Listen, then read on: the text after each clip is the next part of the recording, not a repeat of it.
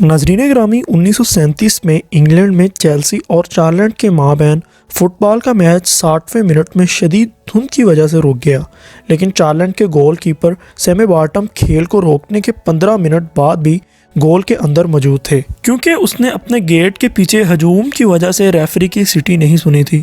وہ اپنے بازوؤں کو پھیلائے ہوئے اپنی پوری توجہ سے کھڑا تھا اور غور سے آگے دیکھ رہا تھا تاکہ اس کی ٹیم مخالف کی شاٹوں سے پریشان نہ ہو۔